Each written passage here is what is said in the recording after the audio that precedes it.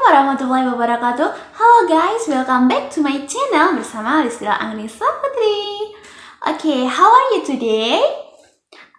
Gimana nih puasanya? Apakah lancar? Apa udah ada yang bolong nih? Oke, hari ini kita akan belajar tentang vocabulary atau kosakata yang berhubungan dengan dunia kebidanan atau yang sering disebut having a baby. Do you know having a baby? Ya, seputar kehamilan atau memiliki bayi. Are you ready? Check it out! Oke, kita mulai yang pertama yaitu conceive a baby. Conceive a baby yaitu artinya hamil. I conceive a baby. Saya hamil. Nisa conceive a baby. Nisa hamil. Oke, yang kedua yaitu pregnant. Sama artinya hamil. Pregnant. Pregnant, hamil. Namun untuk kosakata kali ini lebih sering dikenal oleh masyarakat, yaitu pregnant. Ya, misalkan Putri hamil. Putri is pregnant. She is pregnant. Dia hamil. Yang ketiga yaitu knock up. Selain conceive a baby and pregnant, ada juga knock up yang artinya hamil. She's knock up. She is knock up. Oke, next kata yang selanjutnya atau yang keempat yaitu give birth atau deliver a baby.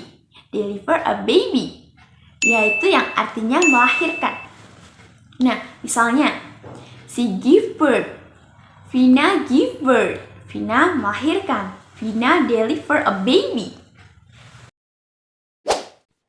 Oke, yang kelima yaitu has been in the oven. Has been in the oven. Kalau didengar-dengar agak aneh ya, kayak artinya dia memiliki roti di dalam oven. Tapi tenang, artinya bukan itu. Artinya mengandung. She has been in the oven.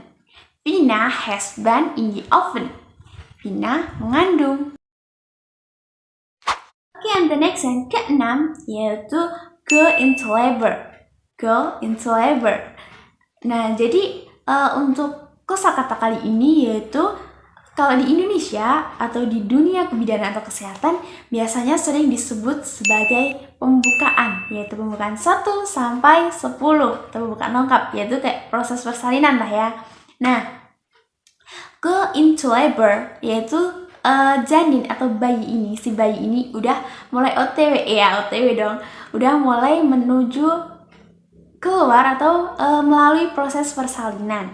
Go into labor. Oke, yang ketujuh yaitu due date. Due date. Nah, dari kata date, kalian pasti menyimpulkan date tanggal.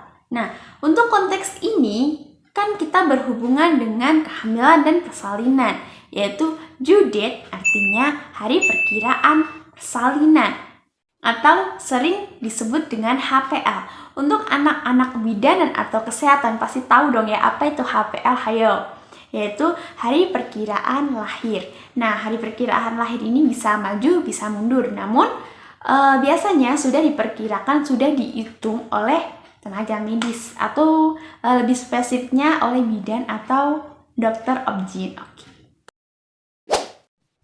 Oke, yang selanjutnya ada trimester. Trimester sama seperti trimester dalam bahasa Indonesianya dan tulisannya pun sama, trimester, namun dalam bahasa Inggris kita mengucapkannya trimester. Nah, trimester ini atau trimester ini yaitu usia kehamilan dengan rentan waktu 3 bulan.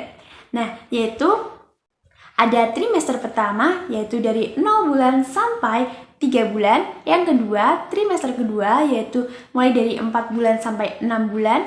Dan trimester ketiga yaitu mulai dari usia 7 bulan sampai bayi itu lahir atau 9 bulan. Oke, kosakata yang selanjutnya yaitu fetus. Fetus atau dalam bahasa biologinya yaitu fetus atau lebih dikenal sebagai embrio lah ya. Nah, fetus ini atau fetus yaitu hasil konsepsi setelah berusia 8 minggu. Nah, yang selanjutnya yaitu zygote. zygote atau lebih sering kita kenal sebagai zigot. Nah, yaitu sel telur yang berhasil dibuahi, kemudian berkembang membentuk zygote atau zigot tersebut. Nah, zigot yang berkembang akan lama-lama akan membentuk janin atau bayi. Oke, kata yang selanjutnya yaitu cut the cord. Cut the cord yaitu dalam bahasa barat atau dalam budaya barat, yaitu seorang yang sudah menginjak dewasa harus berpisah dari orang tuanya atau hidup mandiri. Nah, namun dalam istilah perbayian, mungkin dalam bahasa Jawa sering kita sebut dengan kata disapih kali ya. Jadi di mana bayi itu sudah lepas ASI dari ibunya. Oke, next, yang selanjutnya ada diaper. Diaper, do you know diaper? Berdasarkan gambarnya tadi, diaper, nah betul, diaper adalah popok. Nah, kosakata yang selanjutnya yaitu OBGYN. OBGYN atau sering kita sebut sebagai obgyn, dokter obgyn atau dokter kandungan. Oke, yang selanjutnya ada cesarean atau C-section. Do you know cesarean? Nah, ya, cesarean dalam bahasa Indonesianya yaitu sesar atau operasi sesar. Nah, operasi sesar ini dilakukan oleh dokter kandungan yang didampingi oleh bidan dan tenaga medis lainnya.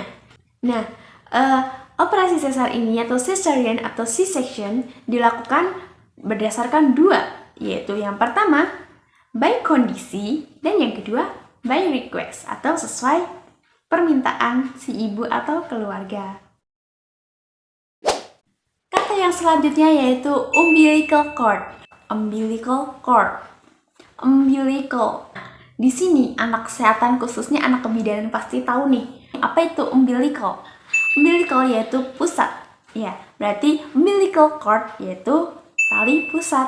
Nah, tali pusat di sini berfungsi untuk menyalurkan nutrisi dari ibu dan menyalurkan oksigen dari ibu ke bayi.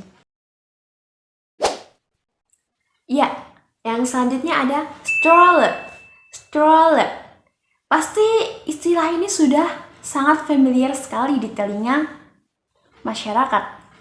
Stroller atau sering disebut dengan kereta dorong atau kereta dorong bayi. Atau kereta bayi. Ya, seperti itulah ya. Nah, dalam konteks having a baby, ada lagi nih kosakata yaitu cradle, yaitu tempat tidur bayi atau box bayi. Namun, box bayi kali ini bisa digoyangkan atau bisa buat ayunan lah ya. Jadi kalau saya menyimpulkan tempat tidur bayi atau box bayi yang bisa diayunkan atau digoyangkan. Nah, ada juga nih formula for baby. Formula for baby. Dari kata formula sudah disimpulkan. Pasti sudah ada dong di benak kalian formula, susu formula. Nah, dari gambarnya pun sudah kelihatan. Susu formula. Formula for baby. Yaitu susu selain ASI atau nutrisi atau makanan untuk bayi selain ASI. Oke, selanjutnya dalam list vocabulary kita ada istilah pacifier. Apa itu pacifier? Nah, berdasarkan gambarnya tadi, pacifier yaitu empeng lah ya, istilah familiar di Indonesia.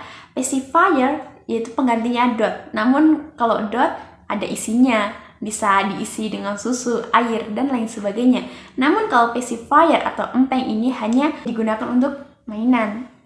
Namun di Indonesia sudah langka sekali pacifier ini digunakan karena dapat merusak struktur gigi. Oke, and the last atau yang terakhir dalam list vocabulary kita pada kali ini yaitu crib. Crib yaitu keranjang bayi lah ya, tempat tidur bayi, namun berbeda. Jika cradle tadi tempat tidur bayi atau keranjang bayi yang dapat digoyangkan atau diayunkan, namun untuk crib tidak dapat digoyangkan atau tidak dapat diayunkan dan hanya monoton dan menetap di situ. Crib biasanya berbentuk seperti kurungan atau sel tahanan yang ada sela-sela celah atau lubang dari kayu atau besi. Nah, itu tadi list vocabulary kita seputar having a baby, mulai dari conceive a baby, give birth, pregnant, sampai crib. Nah, ternyata lumayan banyak ya kita pelajari, namun it's okay, karena English so funny. Mudah bukan mempelajarinya? Mudah dong. Nah, semoga vocabulary yang saya sampaikan hari ini bermanfaat untuk kita semua. Apabila ada kurang dan lebihnya saya mohon maaf. Wabillahi taufiq wal hidayah. Wassalamualaikum warahmatullahi wabarakatuh. Dadah. Sampai bertemu di lain kesempatan.